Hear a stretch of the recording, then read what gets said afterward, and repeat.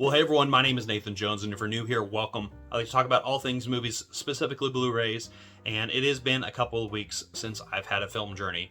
So the last 16, 17 weeks, I've been physically journaling in a booklet. Now I have two, because I've been writing so much. This is all full of all of the things that I've been watching and all the things that I've been picking up. But the last 2 weeks in particular have been really difficult for me. One, because I've had some health issues. I have some sciatica that I've been dealing with for pretty much most of my adult life. Being tall and not having the greatest health, and sometimes it messes with sciatica. But I also have a cyst in my nether region, which really sucks. It really hurts sitting down or laying down anywhere. But that's all I'll say about that. Besides all that, I also would like to say that it has been a kind of a nightmare in America, just being here in the country post the election results. And I normally don't get political whatsoever, but I am saddened by our country. Movies and real life go hand in hand. In fact, a lot of this is empathy. A lot of the worlds that I explore are not my own, and they happen to be other people's stories. And that is an incredible, incredible gift with a visual medium such as film. Books do the same thing. Music does similar things. Music, things like this, they also speak to the heart to a lot of people, and in real life and also in fantasy. But when it comes to film, it really does showcase my level of commitment towards the other person. And I know some people are going to be clicking off this video thinking, why are you talking about politics when it comes to film?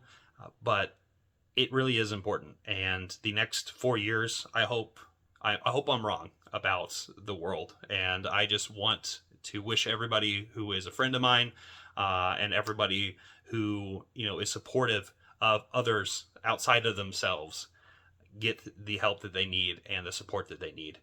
But before we jump in to the films that I have watched and then also all of the titles that I picked up, I want to know down in the comment section down below how you're doing.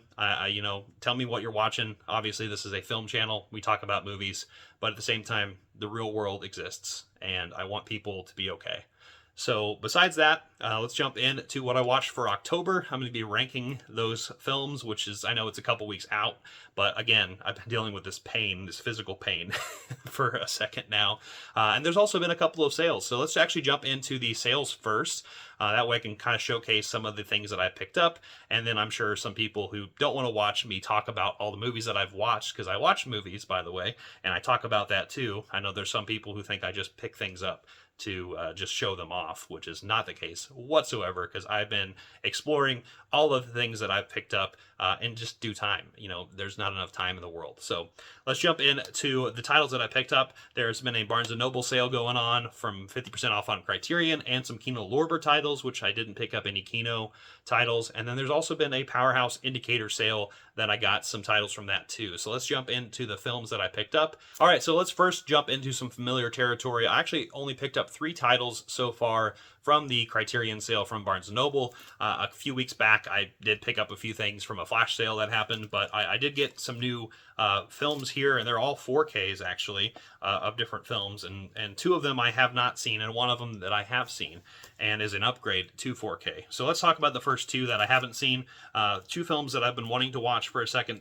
And the first one is The Long Good Friday, which is a 4K, which is starring Helen Mirren and Bob Hoskins from 1980, directed by John McKenzie. I'm excited about this one. I've heard really good things about it. I've heard it's one of the landmark British films out there to watch, but I don't know much about it, but I know that this has some high marks from a lot of people that I've talked to. So I'm excited for that.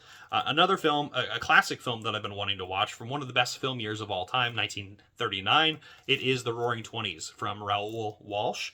And this just looks like a really, really fun kind of film noir mixed in with a crime film of sorts. But it's got James Cagney in it and Humphrey Bogart, who are 2 of my favorite actors, Humphrey Bogart in particular.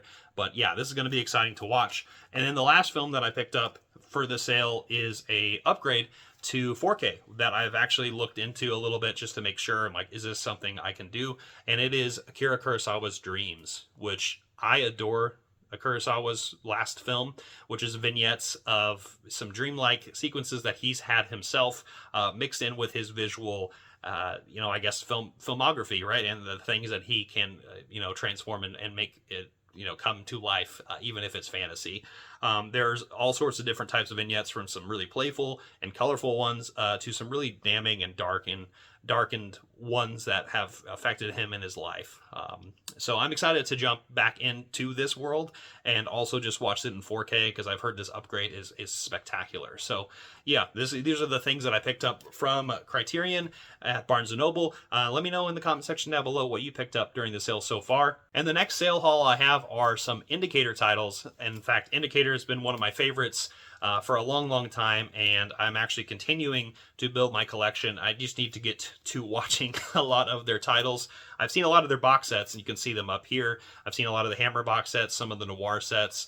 There's a lot of Ray Harryhausen that I love, but I did pick up a few titles here. Two of them are the continuation of a line that they've been doing, and so we'll show those first, I suppose. I can't show everything, but I have the Jean Rollin films, The Demoniacs and The Nude Vampire, which I won't show too much of, but that's The Nude Vampire, if you know what I'm saying. But these are some Jean Rollin films, which I am excited to jump into in due time. In fact, I've been collecting a lot of these.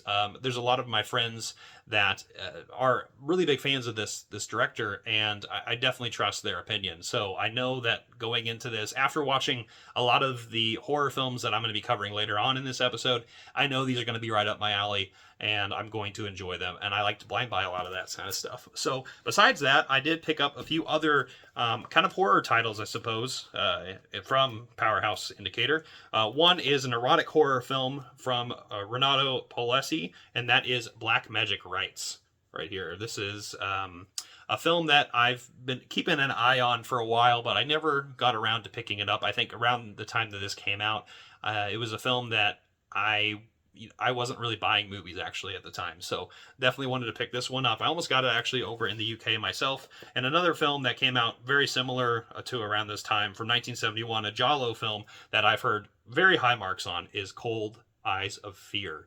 And this looks really spectacular. It's got a 4K restoration. In fact, I don't think I've mentioned it, but all the films that I've picked up here are the 4K versions of these films.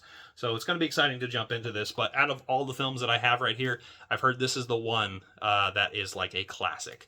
So it's going to be exciting for that. And then the last film that I picked up was one that was a late pickup in the sale, aka I was talking to some of my friends, and they were like, okay, what should I pick up? Because I have quite a few other titles, but at the same time, I didn't want to buy too much, because I am definitely trying to curb my spending, if you will. And the last one they recommended was Patrick right here. And Patrick is a film recommended by my friend Davey, and this is got a score by Goblin. It's an Ozploitation shocker from 1978, directed by Richard Franklin. But yeah, this looks really fun. Don't know much about it, but if Davey's going to recommend it, I know I'm going to enjoy it. So, yep, I have some titles that I haven't seen, but I have some some fun days ahead, I think, with some Indicator titles. Did you pick up anything during the Indicator sale? But now that we jumped into the titles that I have finally picked up, let's talk about the movies that I watched for the last 2 weeks. In fact, the last 2 weeks have been really crazy in terms of ramping up a lot of my last kind of October watches into the transition into the fantasy and folk horror that I've been watching for the last 2 weeks. In fact, the next episode that this comes out on is going to cover some folk horror itself, the All the Haunts Be Ours Volume 2. I'm about 5 movies in to the box set, and I can just tell you this already, that I love it. I love it. But let's jump into my ranking of all the things that I watched for the month of October. It's going to be an undertaking, but I think I can do it. So let's jump in. So before we jump into the actual horror films, I did watch a few other titles that I wanted to talk about that are not necessarily horror films, but some of them I watched in theaters. Some of them were just comfort watches, and one of them was Billy Madison. That's one of my favorite movies that I love watching over and over. I usually watch it a couple times a year. It's usually when I'm having a really bad day. That's the movie I want to watch. But Adam Sandler, that's one of my favorite Adam Sandler films of all time. Highly recommend Billy Madison. I'm not going to show that. I've talked about it a lot on the channel. The other films that I watched, there are 2 that I watched in the theater, and 2 of them are not so good, and they're all sequels to different different things. The first one, I was dragged to Venom 3, which actually is a little bit more fun than the other film that I'm going to mention here in a second. But Venom 3, I've been going to the theater with a group of friends for the last few years, and actually the last a little over a decade, because we've been watching a lot of the Marvel films together as a group, and it's been really, really fun. Obviously, this is a Sony and Marvel kind of collaboration, but ever since we watched the first Venom film from a few years ago, my friend and I in particular kind of have just a lot of fun with it, even though it's not very good. And it is interesting to see Tom Hardy in this role, and see him really just embrace the camp of this character of Eddie Brock, but also kind of jumping in with Venom himself. And it really is a fun relationship to kind of see them come together.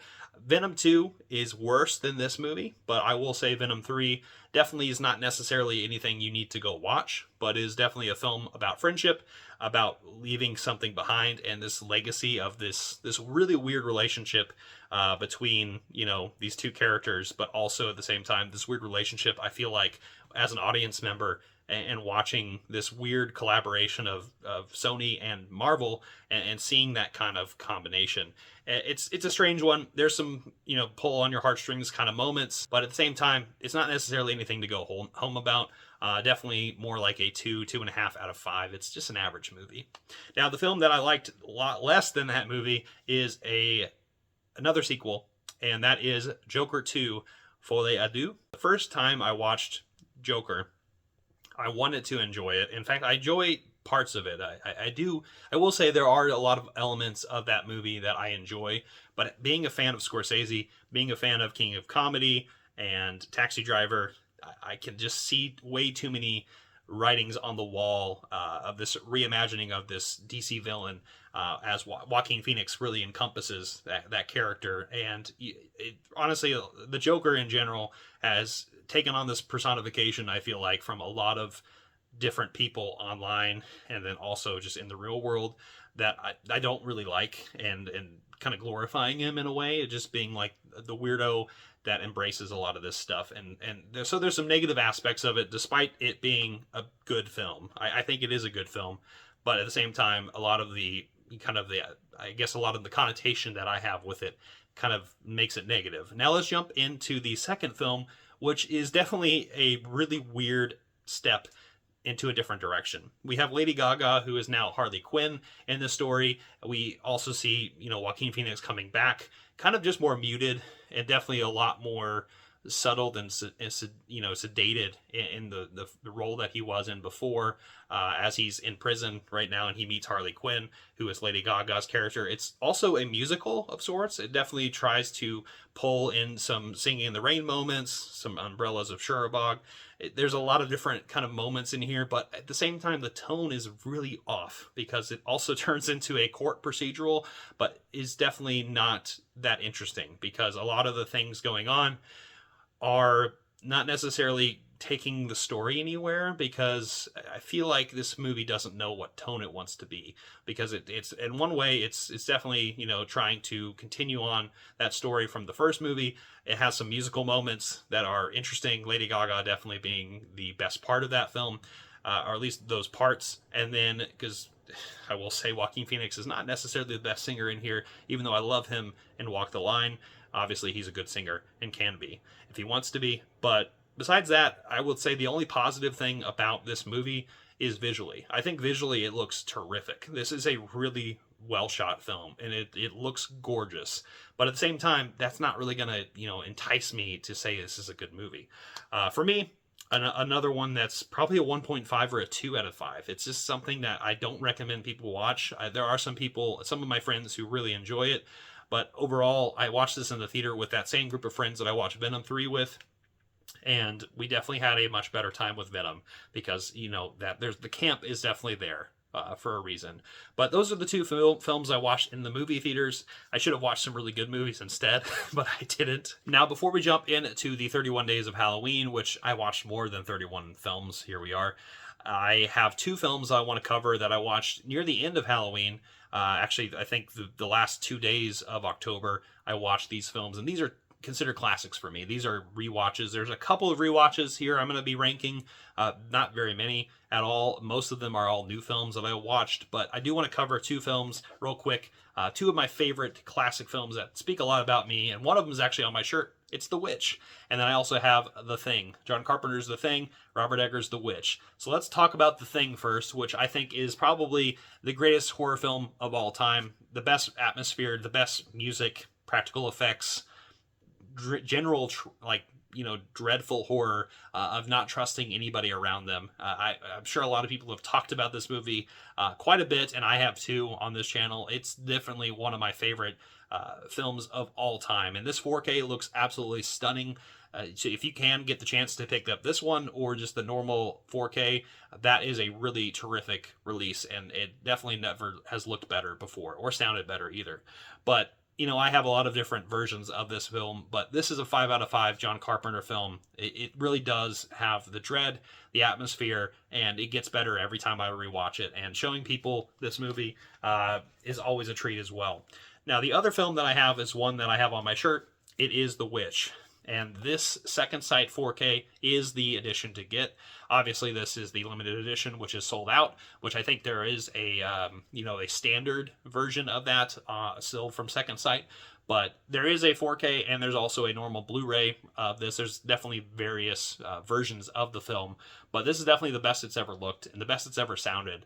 The HDR is really, really detail oriented. I suppose when you're looking at it, there's a lot of dark in this film, and you can definitely see the textures and all the little intricacies of this movie. But this movie is another one that I've talked about a lot on the channel. Don't really have to explain too much about it. It's just definitely about a family who's been excommunicated from their New England area, and they find themselves in this patch of land that is adjacent to some woods, and there might be a witch inside that is tormenting the entire family, and some people may think it goes all the way down to their daughter Thomasin, who is played by Anna Taylor-Joy, who is really fantastic in this movie. I remember where I was for the first time I watched this film in the theater by myself, and I was definitely terrified. But again, another 5 out of 5 film, and a terrific one to watch. So I wanted to get those ones out of the way because those are movies that I've seen dozens of times and movies that I just adore.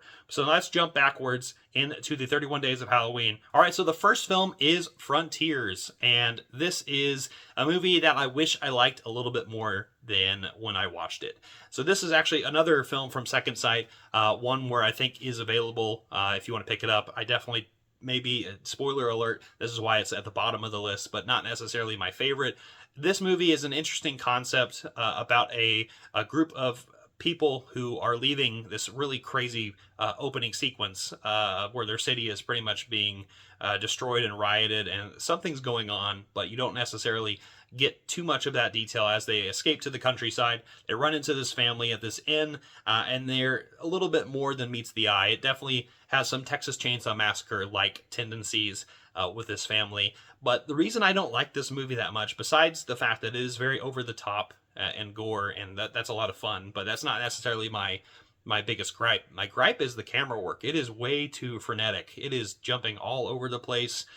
It kind of makes you queasy in a way, but like not in a good way. And I feel like it's a little amateurish, and I don't know how to explain that, but that's kind of why I don't love this movie, and why I would say this is probably one of the worst things that I watched all of the month. But at the same time, it's definitely worth checking out if you want to see it. But yeah, Frontiers, it's at the bottom of the list for a reason. So moving on from there, we're going to talk about Moon of the Wolf, a TV movie from the early 70s. This came out in 1972. This is the Vinegar Syndrome release right here, the VSA. I got a limited edition number on it, but this is a TV movie, and one that is very, I guess, reminiscent of a Universal type of film, but definitely with more procedural things going on in the movie. It's based in the Bayou.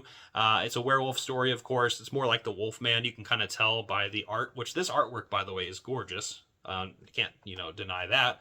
But again, this is near the bottom of the list for a reason. This movie is really short. It's only, I think, around 70-ish minutes, 75 minutes. But this movie kind of goes in a lot of directions, ones that aren't necessarily too terrifying. And it is like a murder mystery, but you kind of know who the wolf is the entire time. And when the reveal happens at the end, the last 10 minutes, there's nothing to howl at, I would say, if I'm going to use some bad puns. But this movie is definitely fun to watch, but definitely not the greatest. Moving from there, we have a film that is from Hammer, and one of their weird transitory films that's when they were kind of moving away from their classic gothics to more of the erotic side. It is Vampire Circus, which came out in the early 70s as well, 1971. This movie starts off like a gothic and almost like a vampire meets Frankenstein type of beginning, where villagers are definitely attacking this baron for taking this woman and making her a vampire. But it turns into this really weird story where we have this traveling circus that is also very vampiric, and it definitely doesn't know what it wants to be. But it's still it's a fun movie. There's some fun sequences in it. There's actually a really seductive sequence right here, which you can kind of see about this woman who's got a lot of, like, I guess, tiger stripes on her, who is a vampire. That's really interesting. There are some interesting parts of this movie, I would say, but overall, it's not necessarily anything to write home about, especially from the Hammer's perspective, because there's so many good Hammer films out there. But Vampire Circus, definitely an interesting one with some, visuals, I will say. All right, so next is a film that I'm sure some of you are going to say this isn't a horror film, and that's fine. I wanted to watch it anyway, and I wanted to watch a Hitchcock film, and I watched Murder for the first time, which is from 1930. This is actually one of the first talkies from Hitchcock. I believe it's either his second or his third talkie. His third sound film is what it is, and it is an interesting one, but another procedural of sorts. At the very beginning, there's an interesting sequence of this actor who was killed up in this apartment, and there's some really cool tracking shots that are very reminiscent of some German expressionists during this time period. I think that Hitchcock took some of that and put that in this movie, but it did turn into this droll of a film in terms of definitely the interesting camera angles. Kind of fell flat after the opening, because a lot of the times they're just in the static one-room location, kind of trying to get to the bottom of this murder, and it's not necessarily the most exciting thing to see. There is some really cool sequence at the end in a circus with a high wire kind of act, and that's interesting. But for the most of the parts, I would say the bookends are the best part. So Murder, definitely wanted to watch some Hitchcock, and the Master of Suspense does it again. So moving up from there, we have a film from Neil Jordan, who did Interview with a Vampire. It is another vampire film, is Byzantium, that came out some years ago. This is starring Saoirse Ronan and Jim Arterton, and they are a mother and daughter vampire who have been living for a couple hundred years. They get a little bit bored with what they're doing. They have been doing, I suppose. And it really kind of looks at a relationship between the two. And there's some really interesting kind of things that go on in the story, where the mother is definitely more, I guess, childish in a way, and definitely wants to live her life more exploratory, more sexual. A lot of those things are going on. But her daughter, Saoirse Ronan, meets this boy, falls in love with him, and wants to escape this lifestyle that they've been clinging on to for so long. But it is really interesting. It's a fun one, and one that I think a lot of people haven't seen. And if you are a fan of Interview with the Vampire and that kind of writing, this one's definitely an interesting thing to take a bite at. All right, so next is another film that is not necessarily a horror film, and one that I watched because of another film that will come up later on the list that is a prototypical horror film, and it is first The Last Warning. This is directed by Paul Lenny. This is actually the last film that he had directed. This came out in 1929, so another early classic. Not just Hitchcock, I watched some early films, but it was around that time in October that I wanted to watch a lot of these types of films. So what makes this film interesting is, one, it's a silent picture, so it's very visual, and this movie is kind of like a funhouse murder mystery of sorts, and there's definitely a lot of camera work that I really, really enjoy about this one. But at the same time, it's not necessarily anything to go home about. There is definitely a film that he made prior to this that is a little bit better than that. But Eureka, they did a fantastic job with this disc, and I definitely recommend people check it out at least, and definitely check out The Last Warning or any of Paul Lenny's works, as we're going to soon to discover. So moving right along is a film that I think is going to grow on me as over the years, I'm going to watch it more and more. I'm definitely very intrigued by it, but it is The Horrible Dr. Hitchcock. This is from Radiance Films. This is by number 26, and one that came out, I think, last year from them. I think there's another US version of this from, I can't remember who put it out, but maybe it's Severin, I think. But regardless, this movie is a very interesting one. It's starring Barbara Steele, who is Mario Bava, Scream Queen, who is fantastic. This movie is definitely really interesting for the time period because this came out in 1962. It's in Italian and English, and is starting about this Dr. Hitchcock who has these very crazy sexual urgencies about him, but also loves to like be very macabre about it. And there's something that happens at the very beginning where it pretty much makes him want to bring his wife back to life, just pretty much for sexual reasons, but because they like to play a lot of these dangerous games. But that's kind of a little bit of the gist of this movie. There's a lot more going on with it. I think visually there was definitely some Hammer influence, but at the same time its own imagery that would kind of go across a lot of the Italian cinema at the time, and a lot of the Italian Gothics that would come up after it. And we'll talk about some of those here in a second as we talk about the box sets. But yeah, this movie right here is a terrific one, and one that I definitely will be checking out more in the future. Moving on from there, we have a film from Mikel Savoy. It is The Sect. I always mispronounce this guy's name wrong. I probably said it wrong again. But this director I've enjoyed since I watched Stage Fright and also The Church. In fact, I actually talked about The Sect not that long ago, but this is a movie that I really, really enjoyed. I loved the cult-like aspects of it. I feel like Savoy just really loves hellholes underneath churches. There's some really good imagery in it as well. This heron right here is very Rosemary's Baby. There's some very sinister things going on with this woman who gets impregnated and is definitely very crazy in a lot of the different directions it goes. It's all the way over in the different tones that it is, but it's very visual. It's a stunning one. Argento did some production with it as well. It's a really terrific film, and I'm really loving these releases from Severin. So The Sect is a fun one. So moving from there is a film that I watched finally for the first time. I should have watched this a couple years ago. It is a local filmmaker, at least from Kansas City, so it's nearby. It is The Stylist, and that is directed by Jill Gervarzian. I probably said her name incorrectly, but she's an actual hair salon stylist who has been in the industry for a while, but also have had a lot of aspirations in filmmaking. And she put this film together, kind of showcasing a lot of her, triumphs with that particular industry. And is starring a wonderful Narja Townsend as Claire, who is an outcast, a social outcast, who is also at a salon. But what she does is she scalps women, some of her clients, for their hair. And all she really wants to do is just fit in and look beautiful and be seen. And it's definitely visually a very scary film. I would say that Narja Townsend's performance is just really, really terrific as this very cold, but also at the same time just really wanting to be seen type of person. There's some really interesting camera work. I wouldn't say this is necessarily very expertly, executed, because it definitely feels very modern in a way.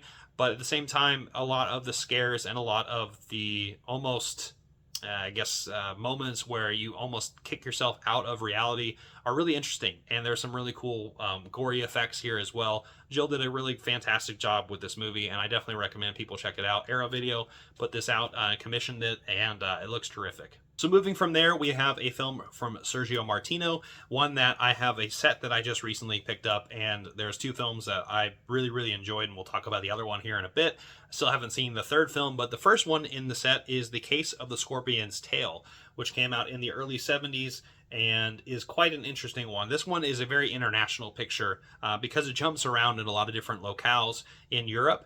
And I love how visual this movie is. In fact, I kind of got lost in the visuals of it because there is also kind of a topsy-turvy type of plot, as most giallos are, as people are dying left and right, and you're trying to figure out who is the killer with some really fantastic music. But like I said, the visuals itself are quite enchanting. Anita Strindberg and George Hilton are in this, who are classic Italian actors, and they do terrific work in here. And I definitely recommend people check out The Case of the Scorpion's Tail, and another film we're going to be talking about here in just a second. Next, we're going to talk about a film that I have seen before, and quite a long time ago. In fact, it's been a long time since I've seen it. It is a dual adventure. It is The Adventures of Mr. Toad and Ichabod. I said that incorrectly. Let's swap those around. But Mr. Toad is actually the first film in this Disney classic. So this movie is a dual story, some kind of American folk tales, if you will. And the first one is about Mr. Toad, who is animated Toad, who gets his new car, and he kind of goes on this adventure with him and his friends, and gets in some debaucherous kind of situations. And it's really fun. But the one that really gets to the heart of why I picked this during October is the story of Ichabod Crane and the story of Sleepy Hollow and the Headless Horseman. This movie scared the life out of me as a kid, and I remember all of the visuals that this movie presents, and it's really beautiful. This is actually one of the best looking visuals that I remember from my childhood, and one that still haunts me to this day. Hearing the laugh from the Headless Horseman, and seeing Ichabod, who is this hopeless dork who loves books, kind of meet his comeuppance at the very end of this. This ends in a very dark way, but I love this story, and it was really cool to kind of just revisit it and see it from a modern lens as the colors of the leaves are changing outside during the fall, finally. This movie was definitely ripe for watching. Moving from there is an Irish comedy horror, a black comedy horror, if you will. It is Boys from County Hell. This was a recommendation from my friend Steph, Movie Chatter. She recommended this movie. It's a very different type of vampire tale, but a very fun one nonetheless. I had mentioned it's a comedy because it's definitely very dark in that sense. It's some black comedy, of course, but it also is a really cool and unique vampire horror story that is, very different from what you'd expect from a vampire. The way that people turn, and I guess the historical aspect of it is really interesting too, in this very small Irish town, and also seeing this ancient monument kind of come to life, if you will, or come back from the I don't know, undead. It's definitely worth watching. Watch it on Shudder if you've not seen it. It's definitely a lot of fun, and I definitely recommend people check out Boys from County Hell. Next, we're going to move to a gothic classic from the 50s, 1953. It is House of Wax, starring Vincent Price, one of his best performances as well. I can't believe I had just watched this movie for the first time. I've seen some Vincent Price movies, and I've loved everything that I've watched so far from him. But man, oh man, was this a treat. The House of Wax itself, of course, is a really awesome treat as well. I think the special effects in this movie are really terrific. In fact, this movie's in 3D, but I only watched the 2D version because I do not have a 3D TV. But nonetheless, it was really cool seeing Vincent Price kind of get screwed over at the very beginning of the movie and see his place burned to the ground, along with his own face, and a very almost, I guess, Phantom of the Opera type of story, but it becomes something more sinister, and I'm just going to let people watch it if they've not seen it. This is really terrific, and definitely something I recommend people check out. Get it from Warner Archive. It is a terrific one, and really great classic. Moving from there is a film that is, again, not necessarily a horror film, but the whole idea of it is very horrifying, and that is Soylent Green, which was actually one of the first films I watched in October. It is starring Leigh Taylor-Young, Charlton Heston, who's our main character, and it also is the last film that Edward G. Robinson is in, and he is terrific. That's actually probably the best part of that movie. But seeing this film, which I am sure a lot of people already know about, kind of the ending, but Soylent Green is this new food in this futuristic society that is pretty much has no middle class whatsoever. It's got people who are poor, who are all sleeping on stairs and in very crowded places, because habitable places it seems to not really be around. And then there's a lot of rich people who kind of live off in their own apartments and do their own things. But Soylent Green and the Soylent in general, Soylent Red, and I think there's another variant, is this type of food that the corporations are producing for the masses. And there is this really big conspiracy. Charlton Heston and Edward G. Robinson are trying to get to the bottom of it. And there's a really great sequence in here with Edward G. Robinson as he accepts his fate and wants to do an assisted suicide, which is something I don't think has really been shown on the big screen before this. And it was a really gratifying but also very surreal and sweet moment, because it's a send-off for Edward G. Robinson himself, but also in the movie itself, it is a very tender experience and a very beautifully shot. So I definitely recommend people check this movie out, even if they know the ending of it. Soylent Green is definitely worth checking out. Moving from there is another Paul Lenny film, the one that I wanted to talk about. And, you know, I talked about Joker earlier. Let's talk about him again, but a very prototypical Joker. Let's talk about The Man Who Laughs, who is the creation of the early Batman Joker, right, from the 1940s in the Detective Comics. But this movie right here, like I said, Paul Lenny, this is the film that he had made prior to The Last Warning, before his untimely death. This movie right here is gorgeous. Another visual silent picture of a man who has this deformed smile to him, and pretty much it's a tragic story. It definitely feels a lot like The Hunchback of Notre Dame around the same time period, about a man who pretty much is misunderstood and is put into a lot of these dangerous situations. But this movie is absolutely gorgeous. Another one that you wouldn't say is a horror film, but let me read you something real quick. So, film versions of the Joker have been more specific in their references to Lenny's film, while The Man Who Laughs contains powerful elements of tragedy, doom romance, and even swashbuckling swordplay. Its influence on horror cinema is most pronounced, which is really fascinating. And visually, this movie, just watching it, you can definitely tell there are a lot of horrific motifs that show and represent this. And this silent movie is a terrific one, and I definitely would watch this again in an October season. This is a really fantastic disc from Eureka. They did a really great job, and I definitely recommend people check this movie out if they've not seen it. Moving from there is a found footage horror film, one of my favorite found footage horror films that I've seen in a long, long time. It is As Above, So Below. This movie is about the catacombs under Paris, which are a real thing, and a very terrifying place it looks like. But this movie, very much like its visual showcase on the poster itself, is a portal into another dimension. And I loved this movie. In fact, I didn't realize that I had seen this before. All the years before it came out, I think it came out in the mid 2010s. 2014 is when this movie came out. I think I rented this around that time period, but for some reason, I don't know why, but it didn't click with me at the time, and I don't remember much of it, but I do remember images from it, and watching it with modern eyes and the modern eyes of me being a horror fan. This was terrific, and I loved the visualization of kind of descending further and further into something that is much more sinister than you think, and I loved the execution.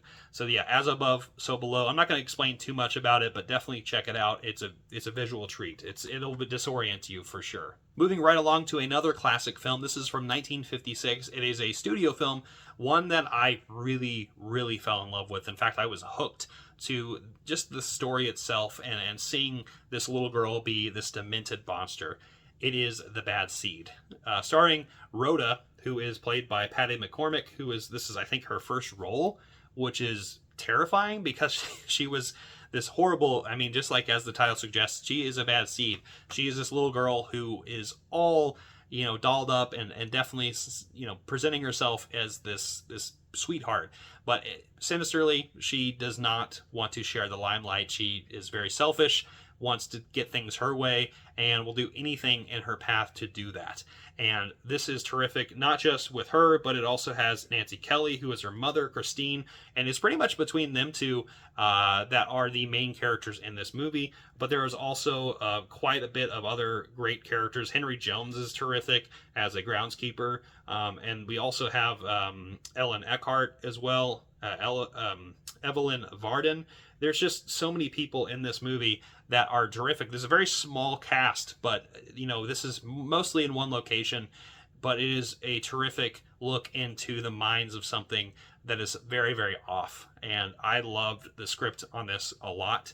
And I also love the bookends, because this opens visually and ends visually in a very terrific way. A very dark way, actually.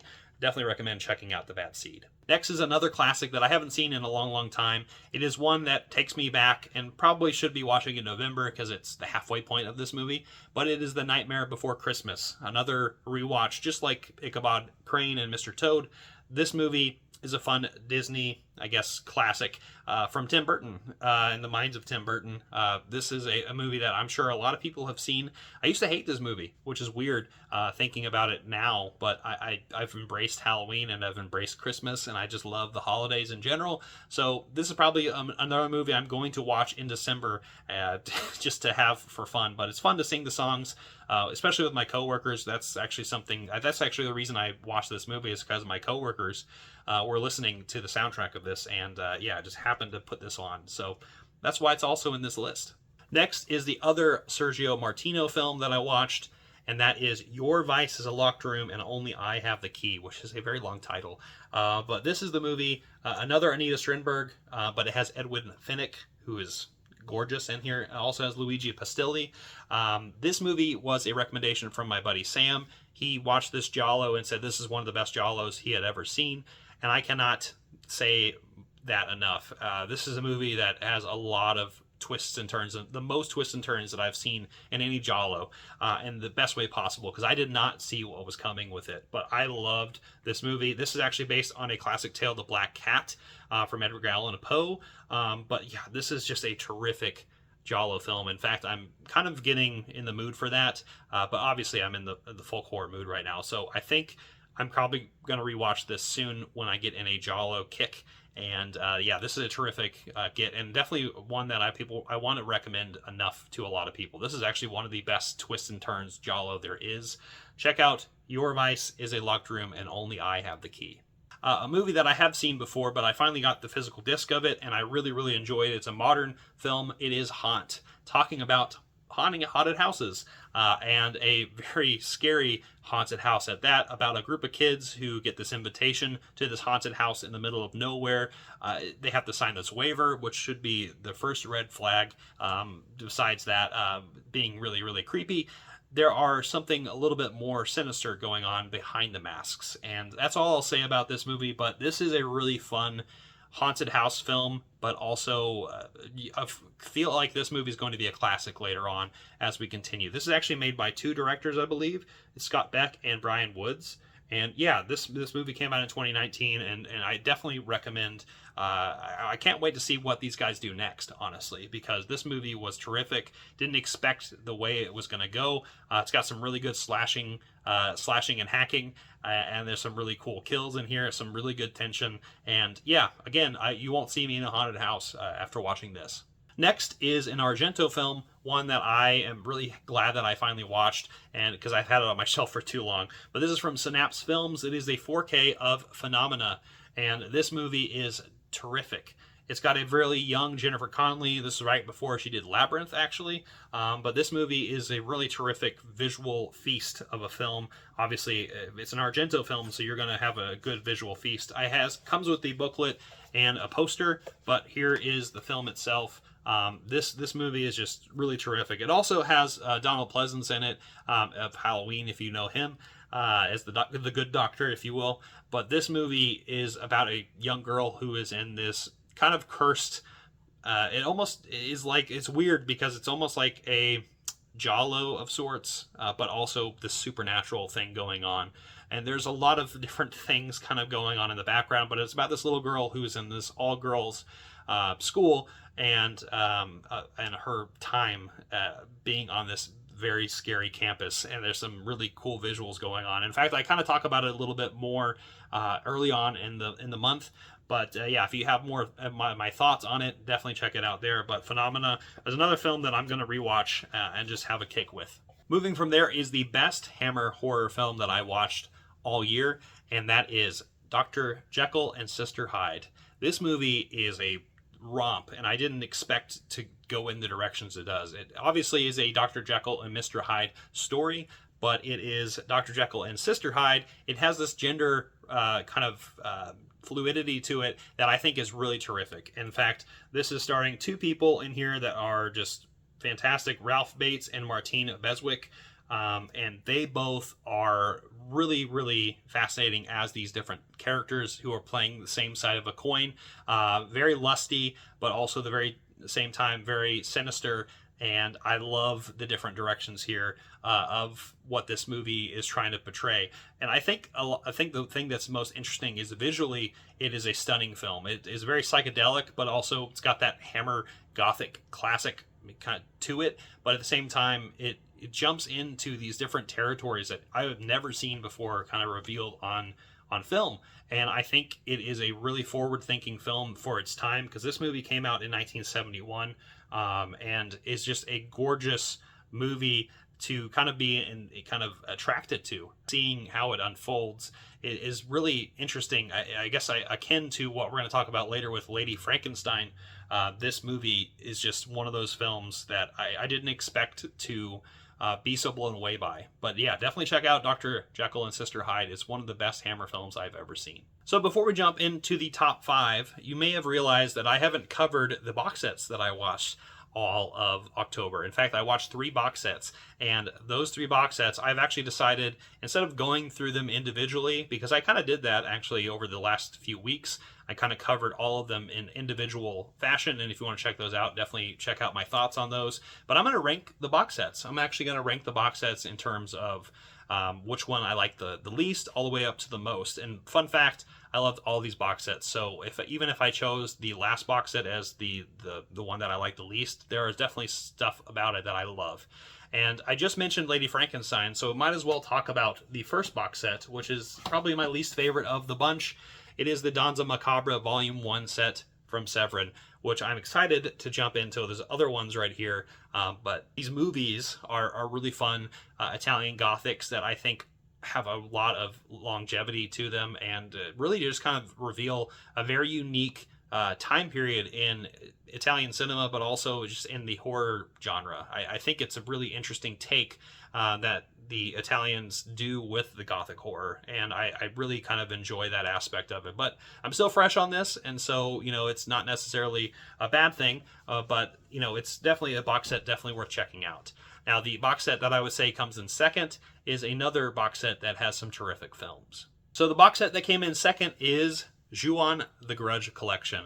This is a terrific set from Arrow Video, and I think this is probably one of the coolest experiences I've had watching a box set. Just kind of jumping into this story that I'm really familiar with. I've seen The Grudge, and I had seen many iterations of it, but I didn't know that I was going to love the originals so damn much. And this box set cement that, and this box set showcases all of those things and more, and it shows a lot of love for J-horror around this time period, and then also just the influence that it had on a lot of other cinema, especially in America, where we had The Ring and we had The Grudge themselves. But yeah, this box set's terrific. Definitely recommend checking out the Grudge collection if anyone hasn't seen these movies.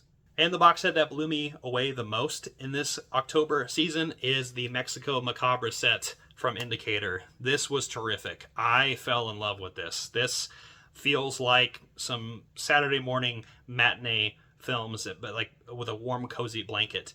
A lot of the black and white cinematography, a lot of the different iterations and really different creations of these different very unique monsters come to life, and in these stories are just so much fun. And I honestly cannot wait to jump in to El Vampiro and a lot of these different Mexican horror films that I just don't know much about. And Indicator did a terrific job with the special features in this, in all the bonus content that is in this. In fact, I go about this in quite a bit of depth in my video, but I love this set, and this is why this one had won me over the most. And so definitely check out Mexico Macabra.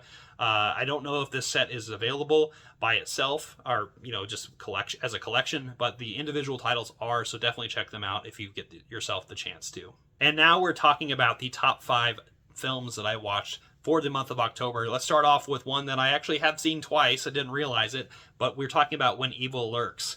This movie is a Shudder film, which you can go watch on Shudder yourself. This movie is a terrifying and crazy film about demonic possession that is very, very contagious. And I love the way this is contagious. It's very visceral, and a lot of the sequences in here just really scare the crap out of me. Honestly, one with a dog and a little girl that is, honestly, it still scares me to even thinking about. But you can see at the very beginning of this movie a woman taking an axe to her face, because this is how I guess transitory, or at least contagious, this thing is. And it is quite terrifying, and definitely check out if you've not seen it. It's definitely one of the best horror films of the month that I had watched, and that's why it's in my top 5. Moving from there is probably the most fun film I watched all season, and that is The Seventh Curse. I finally watched this movie. I picked it up when I was over in the UK for the first time a couple years ago, and I didn't really know that I should have watched it then, but holy crap, this movie is fun. There's so many things going on in this, and there's some things I cannot show you in the box set itself, because there's some very visual things going on. But this Hong Kong horror, action, martial arts, sci-fi, I don't know how to explain this movie, kind of thriller slash drama, comedy of sorts. It's literally all these different things. It is so much fun though, and one that I think I'm going to watch with friends in the future. In fact, I probably will watch it with some of my friends during the holidays. I might recommend watching this movie together, because this is one of those movies where you can just all laugh together and watch how batshit crazy this movie is. If anyone's like a fan of Big Trouble in Little China, something like that, this movie is very akin to that. Very, very crazy movie. The Seventh Curse is worth a watch for sure. All right, so top 3. The third film that I have here is a Lucio Fulci film, one that I did not expect to love as much as I do. In fact, it might be my favorite Lucio Fulci film. It is The House by the Cemetery. This is the Blue Underground 4K release of it, and they did a wonderful job of the restoration, but I didn't expect to be so terrified of this monster that lives in this really terrifying house that has some really sinister and dark secrets to it, and torments this family. And there's also this little kid who is in this movie. This is an Italian movie. I don't think I mentioned that, so it's got some dubbing in it, but the little kid in this movie is dubbed in the most hilarious way, and that might throw some people off, but at the same time, there's an enduring charm to it for me, so that's why I loved it. But besides that, there are some really horrifying sequences, and as anyone who's watched a Fulci film, you'll see those sequences in very gruesome details, and I definitely recommend people check this one out. It's got some really cool supernatural elements to it. It's got some really good creative makeup in it, and some really gory sequences.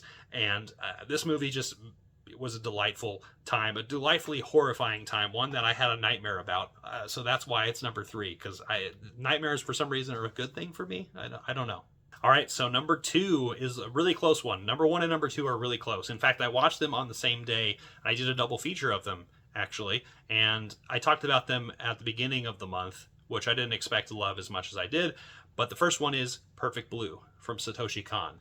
So this is an animated film from the 90s, came out in 97, I believe. Yeah. Both these movies that I'm going to talk about are Japanese and also came out in 1997. So that's a little spoiler. But this movie is a gorgeous, cacophony of what Satoshi Kon is known for. If anyone's seen the movie he's also done as Paprika, another visual feast of a film. But this is about a woman who kind of jumps out of the limelight from what she had been doing in the past. It is this musical act in this three-piece, but she wanted to become an actress, and it kind of divulges into this thriller of sorts where she is kind of not knowing if things are reality or if things are in her head as she's making these assumptions about her rising stardom. And it is a chilling film, one that is also gorgeously kind of just shot. Obviously it's an animated film, but like the films around this time period, especially for anime, this one just has such fluidity to it, and also just such a dark touch about it that I cannot stop thinking about. And this is a movie that I'm going to watch probably here in the near future, but one that I probably need a little bit of time from because of how dark the time going into this movie is. But yeah, Perfect Blue is a perfect film. It's a 5 out of 5. And the last film that I have, another 5 out of 5 film, they came out the same year from the same country, from probably one of the greatest Japanese horror directors of all time, and that is Kiyoshi Kurosawa's Cure. This movie is terrifying. This movie scared the hell out of me. Akin to like Zodiac in the procedural type of trying to get to the bottom of this really weird mystery going on, but there's some sinister and supernatural forces going on in the background, and some really terrifying questions that are being asked as we're going through it. This is a chilling ghost story, and one that I'm like still thinking about to this day, and one that I can't stop gloating about. In fact, I think Eureka is putting out a 4K of this, so I'm probably going to have to pick it up. This is the Criterion edition. But yeah, this movie is so good, and I just want people to watch it. So go watch Cure. I almost said The Cure, but it's just a different thing. But anyway, I cannot sit here any longer. I'm in massive pain. I hope you enjoyed this super episode talking about a lot of the discs that I picked up, a lot of the films that I had watched. I hope you enjoyed the ranking, even if I was a little bit brief on some of it. But I hope you enjoyed this video. I would love to know what you're watching for the month of November. I want everyone to stay safe out there. Like I said at the very beginning of the episode, support yourselves and support your friends. I hope you liked this video. Comment down below, share, hit the notification bell, subscribe, and I'll see you next time. I'm not jonesing around.